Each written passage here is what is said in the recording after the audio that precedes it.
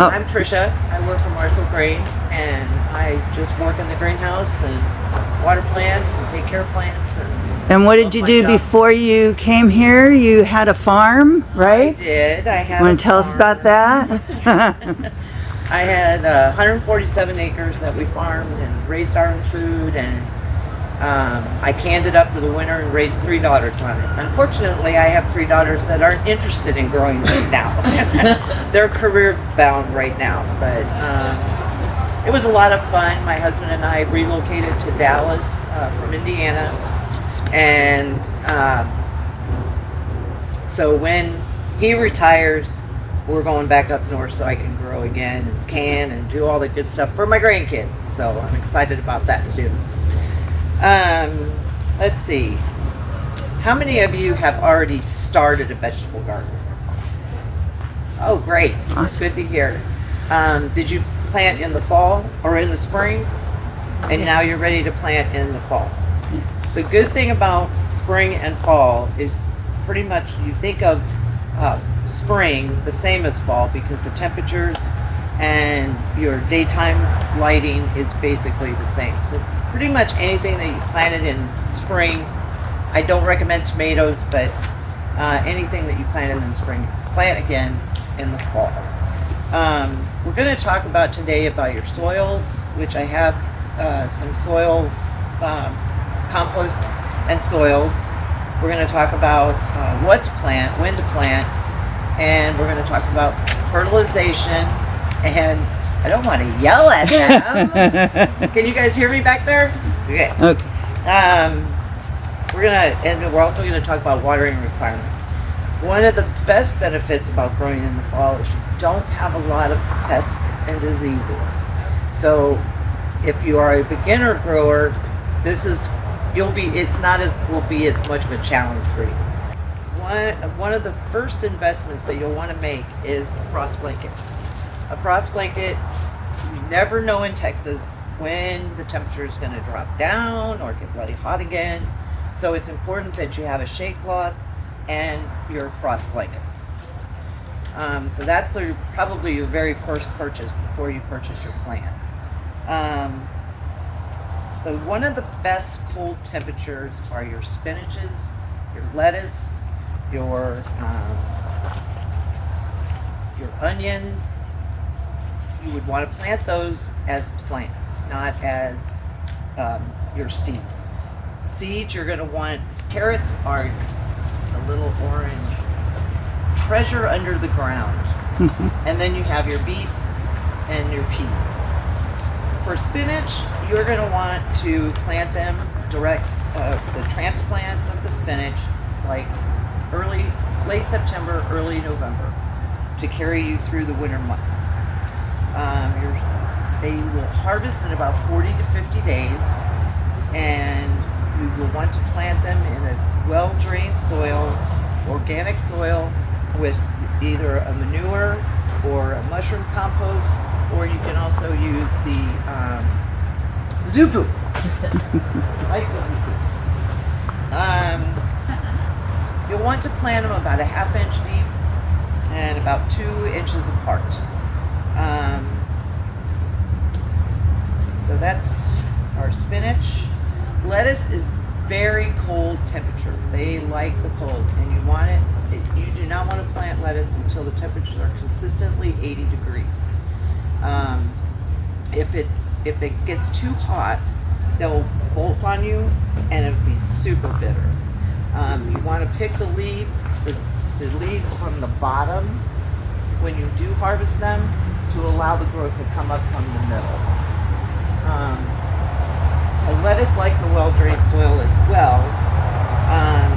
You'll plant in the garden, like I said, temperatures below 80 degrees, and they grow best in the loose, fertile, well-drained soil.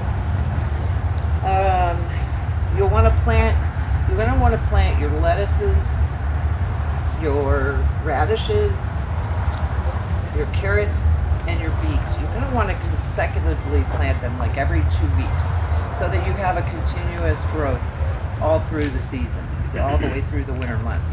And with your frost blanket, you can carry a lot of these herbs and vegetables into January and February.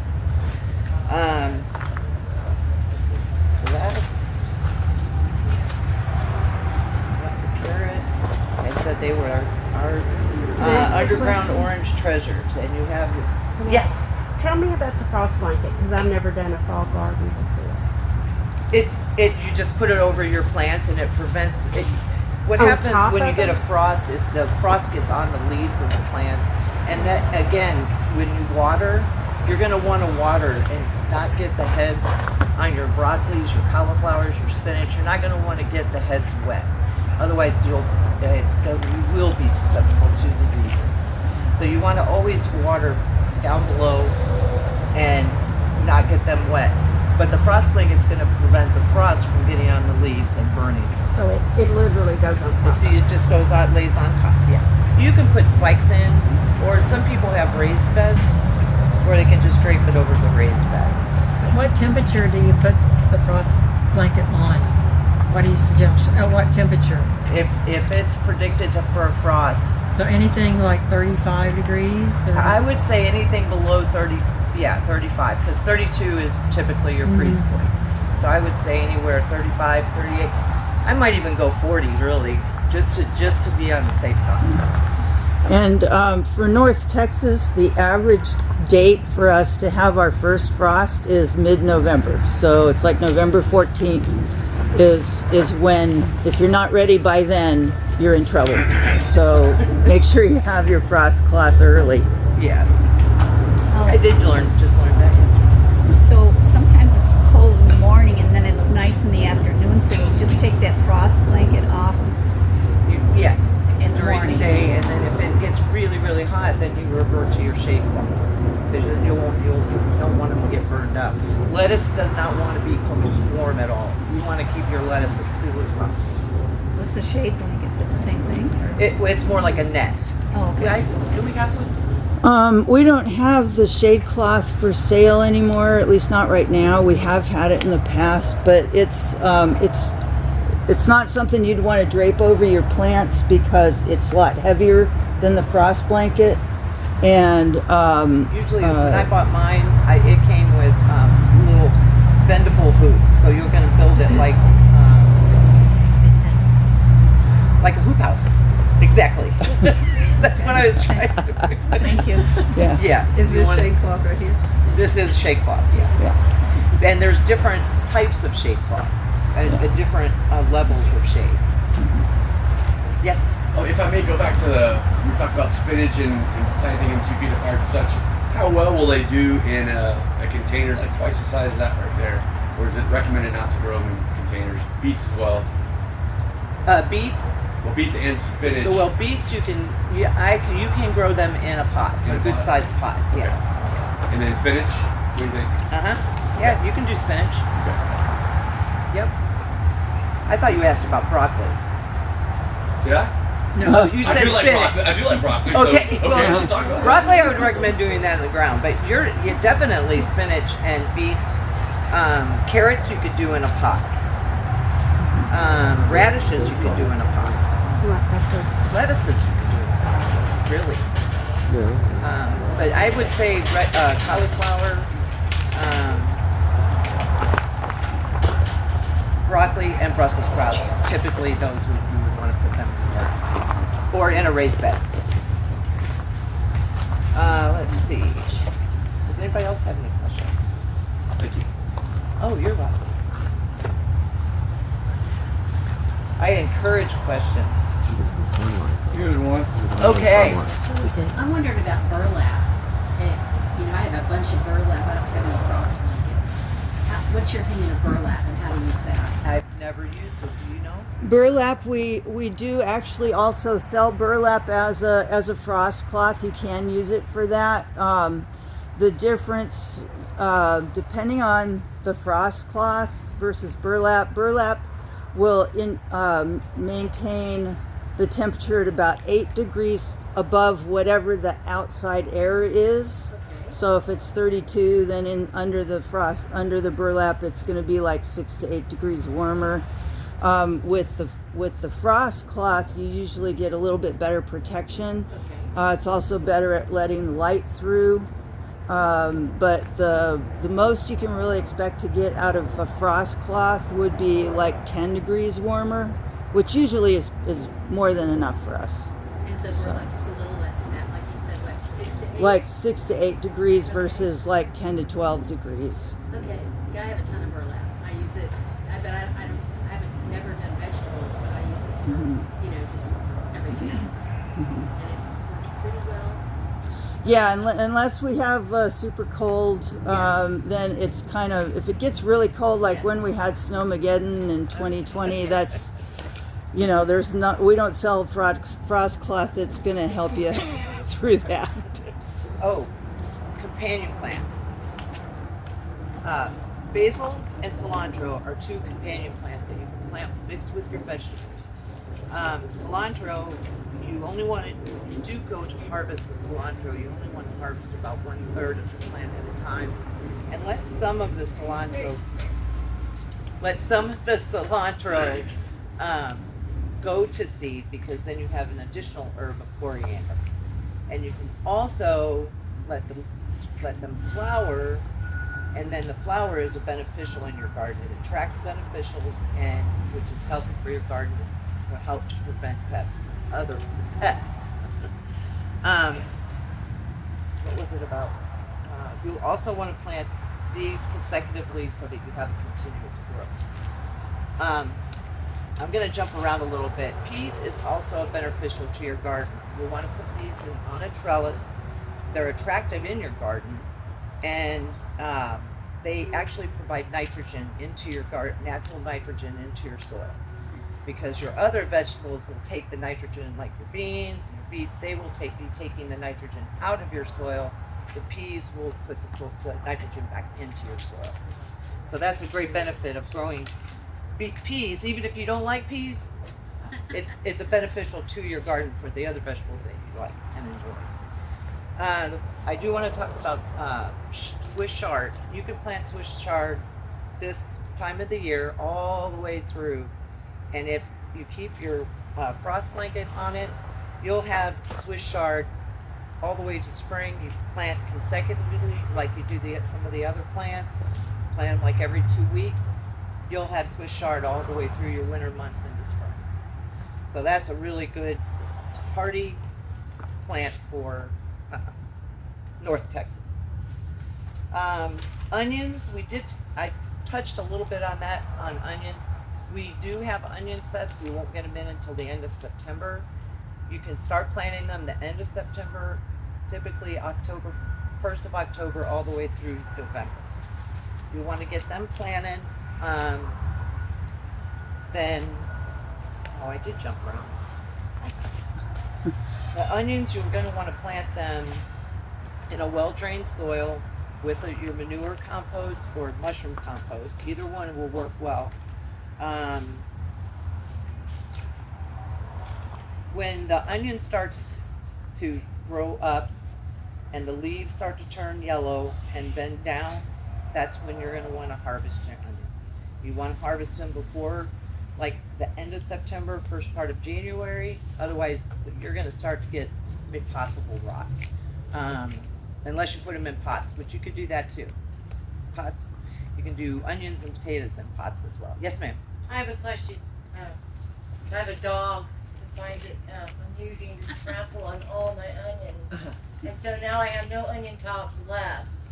Are they still growing underneath the ground and I could turn them up, or are they ruined? My only advice would be to go out there and dig one up and see where you're at. Okay, if I can find them. Okay. What? If I could find them, they're all just destroyed. I'd have blossoms and stuff now. I think there's something, okay, with onions, if you plant garlic with your onions, I did. this will keep it's supposed to keep the animals away because they don't like the smell of garlic. Well, you must cook with garlic, your dogs love it. That's like Like I did mention tomatoes, you can plant a tomato. I wouldn't recommend it unless you're going to put them in a pot. You can bring them in and baby them, but I wouldn't recommend it. Back to the biggest one of all is broccoli cauliflower, and Brussels sprouts. That's the one I was trying to think of. Those are the ones that are typically, you're going to want to put them in a well-drained soil, again with your compost. I did mention that you don't want to get the heads wet because this will create diseases. When you harvest them and you pull the heads out, leave the plants there because they'll have sprouts that come out, and you'll have a little smaller heads going forward. I don't have anything else. What else do we need? Yes. So the tomatoes that are in the garden now, mine are still blossoming. So just leave them. Oh, available. absolutely. Yeah. Did you talk about? You mentioned the compost and stuff, but did you talk about mixing the You know soil? what? I did forget about the seeds. This is a seed soak. You're going to want to put your seeds. I completely forgot about these three things. You're going to soak the seeds for 24 hours in this solution. I think it's 1 ounce per gallon. And then after 24 hours, you put them in the ground or in your pots. After they come up, then you're going to want to fertilize with these once a week, 1 ounce per gallon, every other week to fertilize with that. Liquid seaweed. Liquid seed. You talking about all seeds? Any seeds? All your seeds, yeah. Okay. Yeah, you would do this with seeds and bulbs as well. I have a question. Yeah. But it's about chilies. Because I found some chilies, the hatch chilies in Texas, and I planted them, and they came up and they came out great. So now I'm taking the seeds out of them and letting them sit on paper towels, like it said, for like a week, and putting them into Ziplocs so I can replant them next year, correct? Okay, sure. Okay. So, is there anything else I should do for like keep them in the dark? I mean, I don't want them to get ruined. This is my first time trying to do this with seeds. But the chili came out so good. It tasted so good. I didn't want to. I would keep them in a cool, dark place. Okay. I definitely would. And then, but you want to make sure that they dry out. I don't know that I would keep them in the plastic bag. That might Okay. create too much moisture on them. And then they might rot on you. So I would leave them like Paper maybe sack. on some newspaper. Or in an envelope, maybe, Yeah, Anything that's paper not and gonna paper have- so I envelope. don't knock it over. Yeah. And then again, I would do this in the spring when you get ready to plant. So I planted potatoes in the spring and they turned out great. So I saved almost a dozen of them, thinking, oh, I'll plant them in the fall. And so I put them in paper sacks and kept them in the garage. And when I checked, because I know they take like 90 days to mature, so I checked last month and I was astonished that there were no sprouts on them yet. It's like, like I almost preserved them too well. So like, No, I think you did great. I would definitely plant. You have the eye, obviously, right? well, But they haven't sprouted yet. yeah, and so can I just save those till next spring? Then will they last like all winter? I think they would. Yeah. I mean, you might have a few ones that decide they don't want to live anymore, but you're, I mean, it is Mother Nature. But yeah, I would. What is that stuff that you put on potatoes that it's like a white powder? I forget the name. Sulfur. Is it sulfur? Sulfur to keep them from getting fungus. Fungus and But you usually put that on the cut or after the soil you or- made the eye, yeah. and then you put them in a paper bag. And, yeah, that's. Did I answer your Yeah. question? Yes, gypsum. Okay. Mm. I was told gypsum to put it around my tomato plants because that Keep- my friend's a farmer in Kansas, and he said to put the gypsum around the tomato plants so that it prevents the bugs. I had just taken off all the ones that ate half the plants, those green worms, and then I put the gypsum on and they didn't come back. Oh, Good to But I know. didn't know if you guys had heard of that. I have not. Okay. Where did you No. I grew up in So Indiana, I ordered it and online. you just stick it in the ground and it grows. That's the beauty of that temperature. From what I understand about gypsum, it can affect the flavor of your vegetables. It Doesn't it? Okay. He said just like a light snow sprinkling, not a. Mm-hmm. Is that safe? Oh yeah. Oh yeah. There's no problem there. Yeah. It's a naturally occurring thing in the soil. She's just talking about adding extra to protect things, so that wouldn't be an issue. It's worth a try. Worth a try. How about the biotone? Do you want to explain this? Okay. I'd appreciate it, 'cause I haven't used this one. So one thing Trish didn't really go into very much because we sort of assume that everybody who comes here is an organic gardener. If you are an organic gardener, you want to have as much biodiversity in your soil as possible. And chemical fertilizers and things like that will actually destroy the biome in your soil.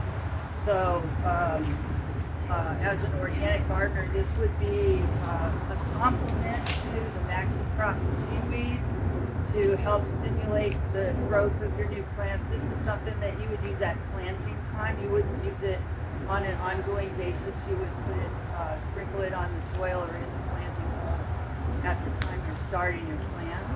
And it's going to provide a lot of beneficial microorganisms. So it's a like nitrogen is a macro nutrient. These are going to give you micronutrients that are going to help to increase that diversity and help stimulate all of the little fungi and other things, beneficial bacteria in the soil that help your plants take up the macronutrients. So that's what this would be for. What's the name of that? This one is an Espoma product. We have this in other forms, in other brands, but this is called BioStarter. And The back's kind of wrinkly, that's what we yeah. It's kind of, Biotone. does that help? No. No. Biotone? Biotone. It's Biotone Starter, and it's that particular brand is Espoma. We also carry a line of products from MicroLife, which is a local brand. Espoma is a national brand, but MicroLife makes several products that would be comparable to that one. And we have those inside the store as well. I guess you missed it, but maybe I didn't say it. As far as fertilizing, you're going to want to fertilize about every 2 weeks consecutively. I do like this. I use this whole line for everything. I use the lime, I use the sulfur, I use the this one, then there's blooms, and there's one for One for tomatoes, one for tomatoes. It's a whole line for your garden. And the blood meal, that's one of my favorites. And blood meal is really good for fall, for your mums, for your pansies, for your any of those things that we're not going to talk about today. But this is a really good fertilizer. You'll want to do it consecutively every 2 weeks. So what are you doing? Just Oh, that's me. okay. But there are directions on the back, but I am kind of a person that just goes out there. That looks about right. It's one of those trial and error things I was talking about. Oh, that worked. Nope, that didn't Do work. those come in like large bags, like for bulk at all, or is it just those smaller bags? We have these in bigger bags, don't we?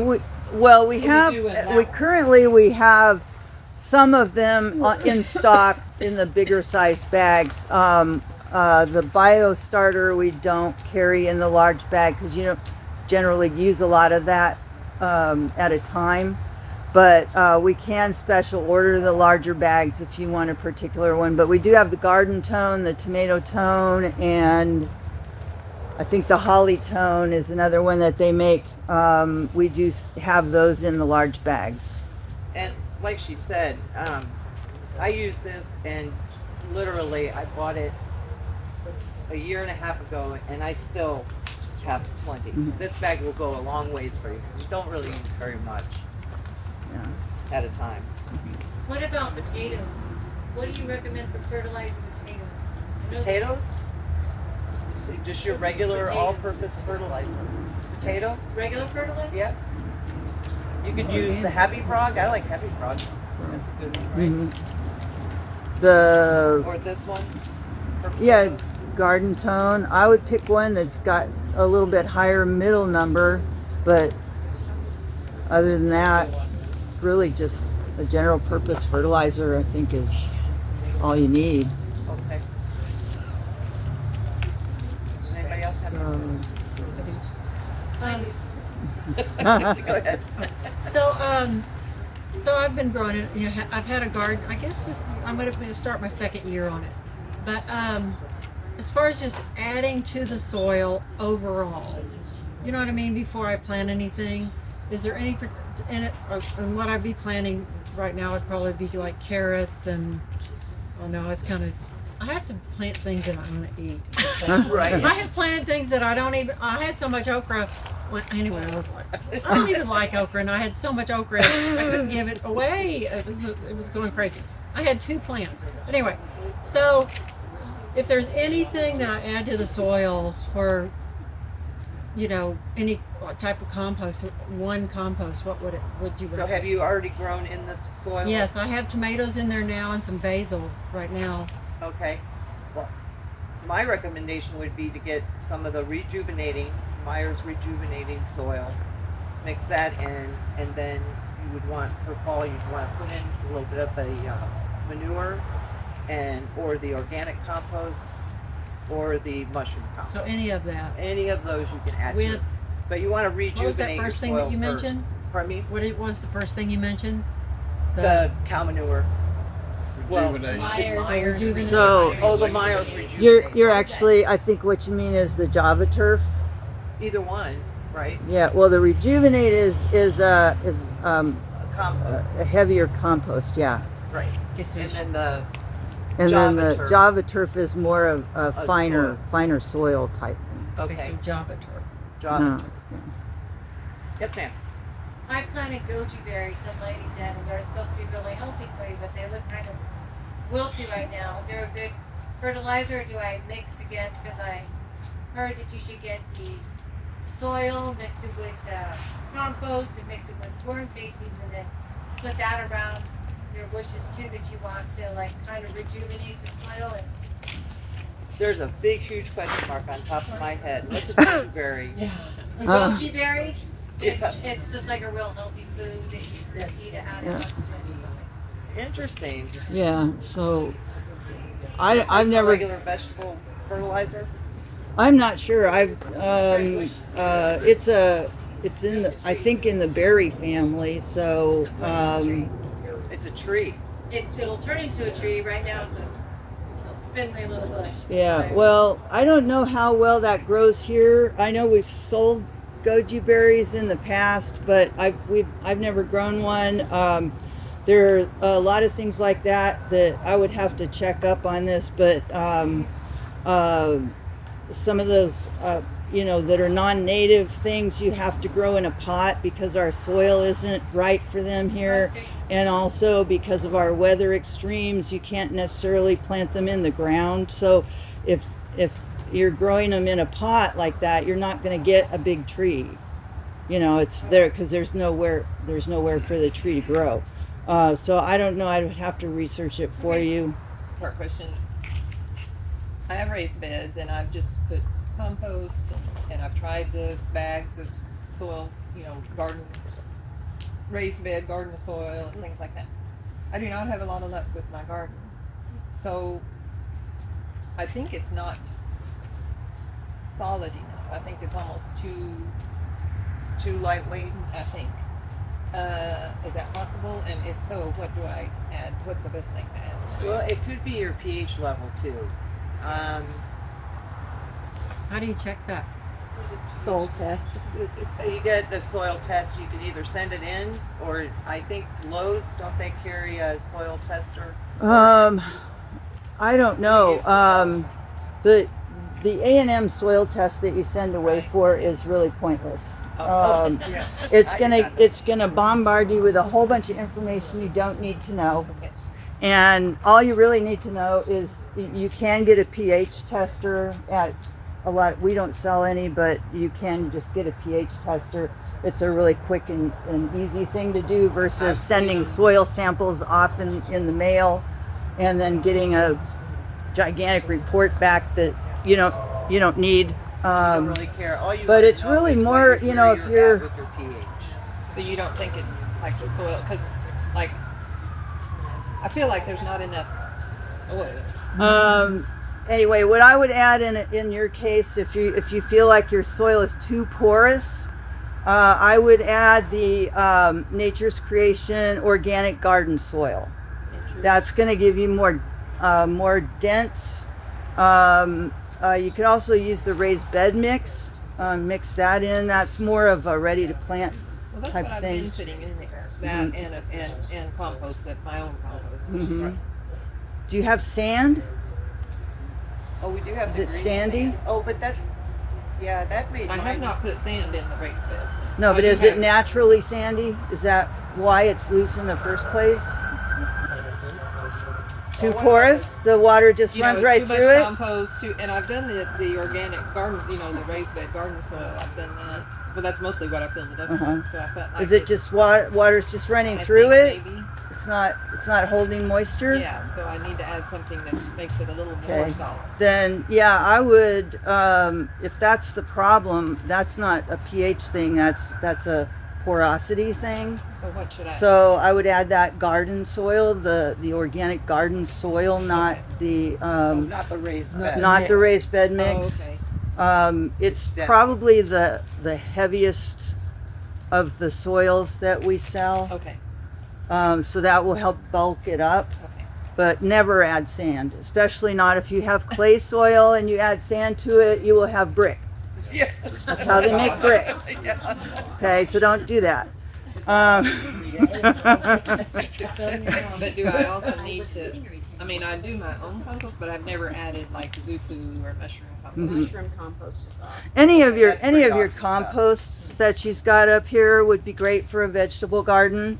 And you do always want to replenish your beds at the start of each season before you plant. You'd want to like just sprinkle a layer on top of whatever you already have. But if you're trying to change the structure of the soil, then if you have too loose, you want to bulk it up, and if you have clay, you want to break it up. So does y'all's the garden soil, does it have any of the compost, the manure, or the mushroom? Does it have any of that in it, or I need to Yes. do both? No. If you want to add fresh organic matter each season, so you do one or the other. Okay. You could still add some compost on top of the organic garden soil, but the first season you probably wouldn't need to. Add the soil. Yeah. You're still going to want to fertilize every 2 weeks, like she was Yeah. saying. Okay. Sounds good. Thank you. Those were Yeah. really good. I'm worried about is those wonderful green red corn worms Oh. because they live in the dirt too. Oh, I haven't seen those in Because Those I are learned that nasty. in Georgia. Now the Big. best thing to naturally take care of them, those caterpillars that they pick a host plant. They're kind of like your butterfly. If you just pick them and take them out, they'll die naturally. I would squish them because they don't die fast enough. I tried that. I picked one off and threw it as far as I could down out to my neighbor's yard, and I went back out there to see what the effect was, and that thing was on its way back. Yeah, but I can't squish them because they're just nasty. It just makes Use you a hammer. I had two on my tomato plants, killed them off. I've had none other this year. Yeah. So I purchased one of those bags of like 1 million ladybugs, and we put them all over the garden, right? And it felt great. It was awesome. I was like, this is great. You know, it's awesome. And then they were all gone the next day. So I know they do fly, but I mean, we have a lot of green in gardening in our backyard. I thought maybe they would stay. So I put two insect things. netting where we put them. I keep that same thing after we Gotta do keep 'em vegetables. contained. I put Yeah. insect netting over so they were trapped in the bed. I tried that So once. You can do Inside that. green. The other thing about They found their way ladybugs out. is It's you always like- want to release It's them what I at night. We did. Yeah, we did. Okay, Put them in the because fridge first. yeah. Yeah. Release them at night because they can't fly at night, so they're stuck in your yard overnight. And you should also water lightly when you put them out, so that they'll have water droplets around that they can drink from. But the problem with ladybugs is they really prefer aphids. That's their number one food source. And so, like if you have white flies and your neighbor's got aphids, they're gonna go visit your neighbor first. And so they'll eat the white flies, but only if they can't get aphids. And so they tend to just fly away. But hopefully they've laid some eggs because you've kept them overnight. Hopefully they've mated and laid some eggs before they took off. And then also if you just don't have enough food for them, then they're gonna go somewhere. So yeah, so that's gonna be that's mostly true for ladybugs. I mean, you can also release praying mantises, which we sell, and those will eat any kind of insect, and they're not picky eaters. They'll eat whatever they can. They'll even eat each other if they can't find something else. So those are a really good one to release. And if you're gonna do both ladybugs and praying mantises, you don't want to release them in the same area because the praying mantis will eat the ladybug. you sell lace wings here? Lace wings are another one that we sell that are really good. And the nice thing about lace wings is they're not, even though they have wings, they don't really fly very well. So they mostly crawl around, so they'll tend to stay in one area, better than a ladybug would. The praying mantis, I tend to overdo everything. So how many should I get for a garden, the size of this area? Well, the praying mantises, you get two egg cases in a package, and each egg case is going to have dozens of praying mantises in it. So yeah. But that's okay for You do want to release them in succession, though. So I would release some, and then it takes them a few days to hatch usually. And then as soon as they hatch, they start looking for food. So you want to put them in an area where you've got something for them to eat.